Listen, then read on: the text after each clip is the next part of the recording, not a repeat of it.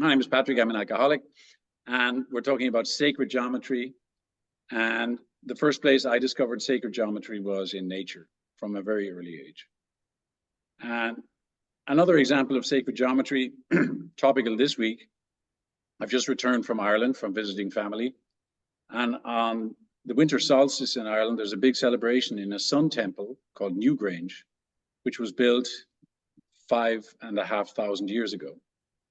And what happens at Newgrange is when the sun rises on the 21st of December, the first rays of light go through a box over the door of this temple, which is made up of more material than the pyramids in Giza.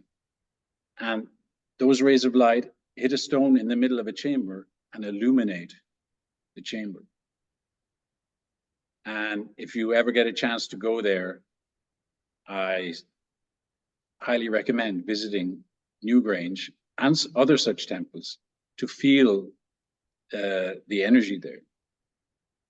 And a third example would be the great medieval cathedrals in Europe. I live in Cologne. We have a wonderful example here. And again, it's absolutely amazing to see what humans have managed to put together. And it's clear that these humans were inspired by something. It is something which has been achieved beyond human power. And that brings me back to the steps. So the sacred geometry that I see around tells me that life is suffused by some design, something beyond human power. And that brings us to the steps. And when we build, you know, in any major building project, there are milestones on this building. The first thing is the groundbreaking. So you get your plans and you decide you're going to build something, and you have groundbreaking. And later in the project, when the core and shell of the structure is in place, you have a roof raising. And of course, at the very end of the project, when everything is done, you have a grand opening. So let's look at the steps, and we can see step one, we admitted we were powerless over alcohol, that our lives had become unmanageable. The groundbreaking of the 12 steps is the word we. It starts with we. And as Chuck C. pointed out in the earlier of his talks, when we come in, we get a chance, we get the opportunity to choosing to be a part of or apart from. And my alcoholic life, my alcoholic existence had been a life apart from, and I was getting more and more lonely as time went on. And then I get into a program which suggests certain steps, and they begin with the word we. So this is the beginning of the shift from living apart from to being a part of. So there are three nouns in the, there are three subjects in this step. I see alcohol, I see unmanageability, and I see powerlessness. And Joe and Charlie point out that if we want to solve a problem, it's really important to figure out at the very beginning what the problem is. There's no point in solving a problem that's not there. So let's look at these three things. It's interesting that alcohol is never mentioned again in the steps. So was alcohol my primary problem? No, it wasn't. In fact, it was my solution, but it had become a problem. And I heard one American fellow share many years ago. He said, you think alcohol is a problem? Go punch a cop. That problem is solved for a while. So alcohol doesn't appear to be the main problem. Unmanageability, well, when we stop drinking and we start going to meetings and start doing the steps and so on, things generally get better. So the unmanageability is alleviated over time. But that doesn't seem to be the problem that we wish to solve. And there's only one left, powerlessness. So what I'm trying to figure out here is, how can I live a good life in the face of my human powerlessness? Now, I was powerless over drinking. I didn't want to drink and I drank. I didn't want to smoke and I smoked. I didn't want to use other drugs and I did. Didn't want to lie and cheat and I did. But there are other issues over which I am powerless. In fact, I'm powerless over all of you, believe it or not. Right? I'm powerless over ill health. I'm powerless over loss. And ultimately, I'm powerless over the fact that someday my day will come and there will be a transition out of this life into whatever. So this is what we've got. We admitted we were powerless, that our lives had become unmanageable. Which takes me to the next step. And the next step says that we came to believe that a power greater than ourselves could restore us to sanity. So we have the word power in the second step, and it's written with a capital P. And I love the ambiguity of this, of the wording of this step. We came to believe. For me, that means either I had the belief when I arrived, or I arrived and over time, the belief established itself in me. And the power greater than ourselves is, for me, in my understanding, a power greater than my own ego. Because after all, it was my ego that got me into the rooms of AA. And that same power is not going to get me sober and healthy and happy and joyous and free. So I need a different frequency of power. I need to tap into a higher power to solve the problem. And of course, if I decide that such a power cannot and does not exist, and I reject the fact that I am insane after 1,000 blackouts, then I don't need step 2, and therefore I do not need any further steps. And maybe I need to go on my way again and do some more research. So that takes me to step 3. So I see here that step 2 is about willingness. And when I come to step 3, it says, I made a decision to turn our will and our lives over to the care of God as we understood God. Now, as we understood God is important for me because, like I said, I grew up in an Irish Catholic family and there was not a very friendly image of God around the place. And I certainly could not have gotten sober with that God, with that judgmental, punitive God. But here, I'm informed that I can have my own understanding of God. And I was encouraged to find a loving image of God. And I'm a stickler for words, so I asked my sponsor, I said, hang on a minute. Our will and our lives, why 2 things? And he said, well, it's easy. Your will is your thinking, and your lives, your actions. And you got to hand over both of them.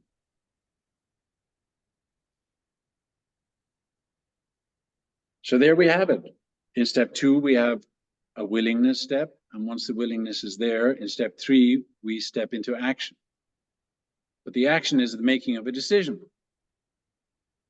And then I was asked, okay, if there are 10 frogs on the leaves in the pond in the summertime and they all decide to jump into the water, how many frogs are in the water? Of course, my answer was 10. And I was correct. He said, no. They haven't jumped yet. A decision is only as good as its execution. So until you have executed your decision, nothing has changed. So I was taught that the execution of my decision in step 3 is the execution of steps 4, 5, 6, 7, 8, and 9. And then I have a daily compact version of all of those steps in step 10. So it says into action. And this is where I had my difficulty. Because I thought, inventory? Never. Right? Even in the German, if anybody here speaks German, when I looked at those steps, in German it says, wir machten eine furchtlose und gründliche Inventur. And I read, eine grundlose und furchtbare Inventur, which means a terrible and pointless inventory. And I thought, why would anybody want to make a terrible and pointless inventory? And that again shows something that was pointed out to me somewhat later, and that is, we all come into these rooms with a perception disorder. And it's by working and living these steps that perception disorder gets worked out. And just like a blind person, if I'm blind and I want to walk all the way down the river here into the cathedral in Cologne, right? It's a good idea as a blind person to have a blind dog, a guide dog, who will make sure that I don't get knocked down. And exactly in the same way, it's a good idea when I come into the rooms of AA that I get a sponsor. My sponsor is my guide dog. My sponsor is a person whose own perception disorder has lifted someone and can guide me.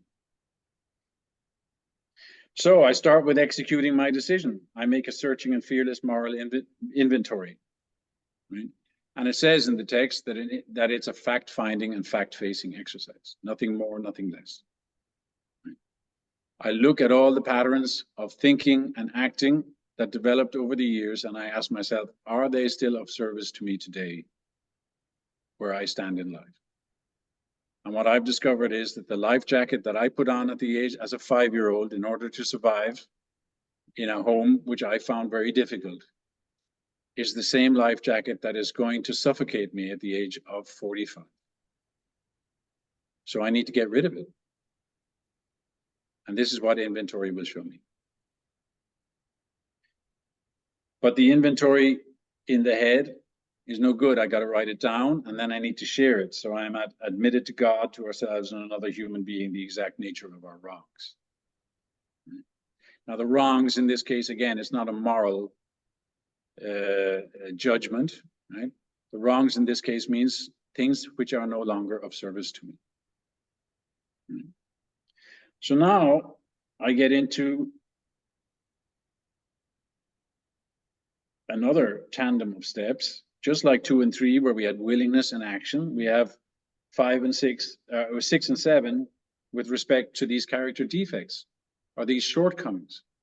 I prefer the word shortcoming because it shows that I came up short in my development the first time round. And now I'm getting a second chance. So the willingness step is we were entirely ready to have God remove all these defects of character. If I could have wished them away or could have gotten rid of them myself, I would have done it long ago. Again, I need to have access to a power greater than my own will in order to get over this hump. And then once I have found that willingness, I move on, and then we were entirely ready to have God remove all these defects of character.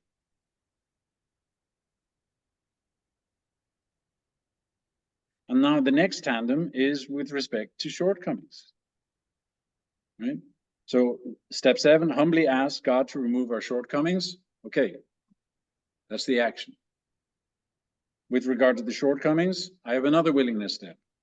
Made a list of all the persons we had harmed and became willing to make amends to them all.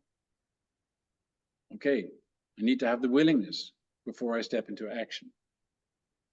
And once the willingness is there, we made direct amends to such people wherever possible, except when to do so would injure them or others.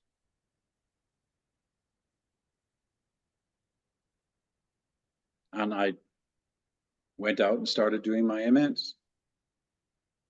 Now it's important that later on in the text it says, do not be discouraged. No one among us has been able to maintain anything like perfect adherence to these principles. We do it as best we can. I've done it several times, and I do it each time as best I can with what I've got in that moment.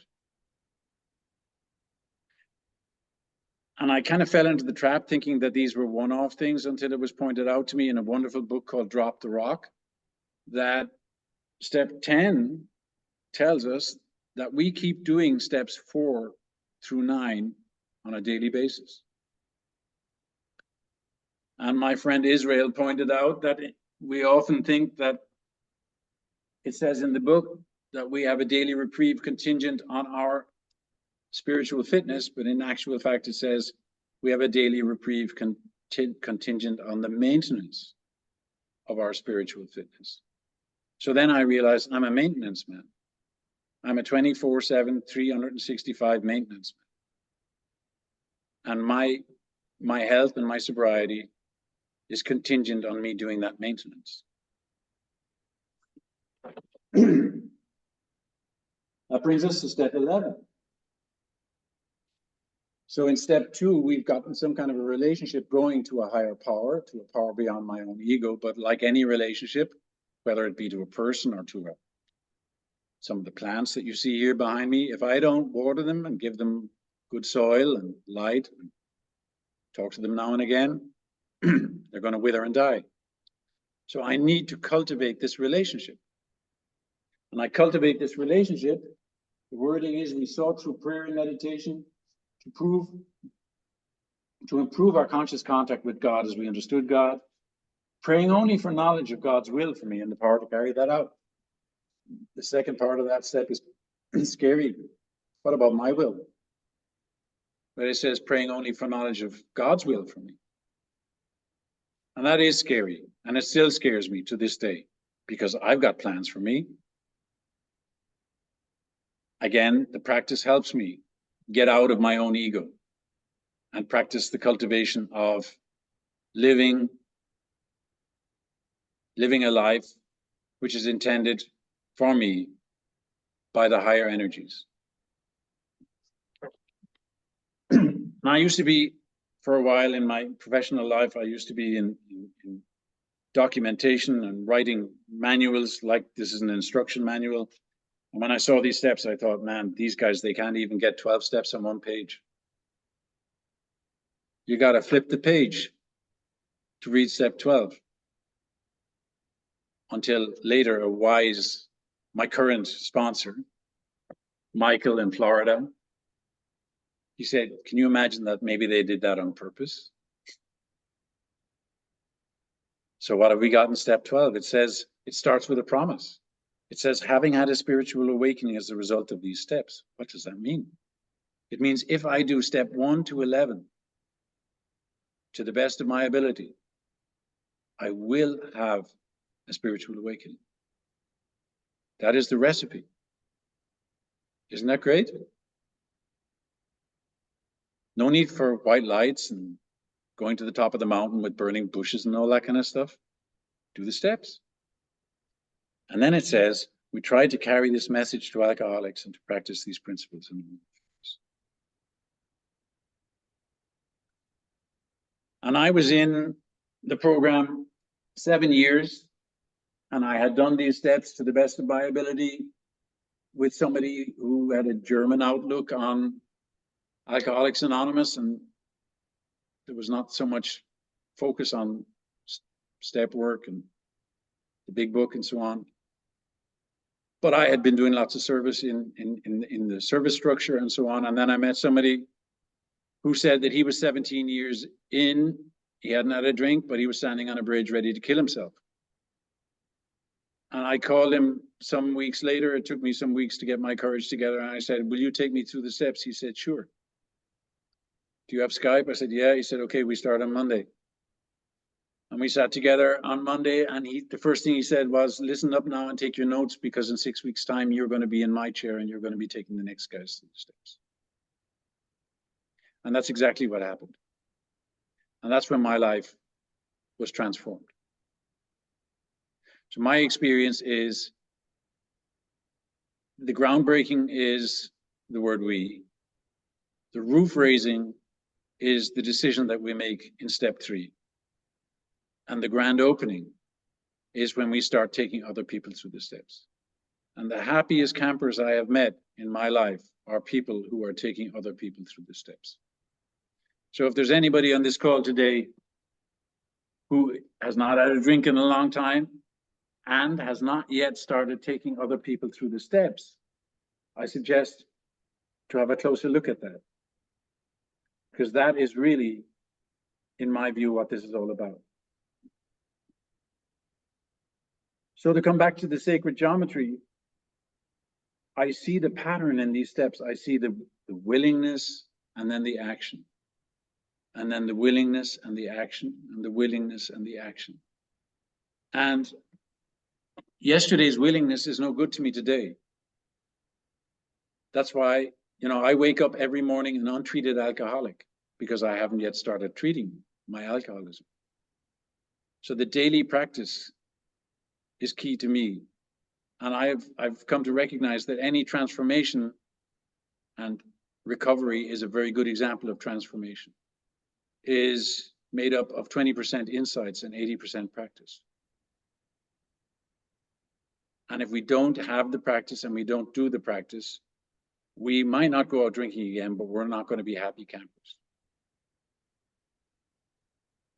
The caterpillar, which decides in favor of change as opposed to transformation, and at the expense of transformation, may become a super caterpillar, but that caterpillar will never know the joys of flight.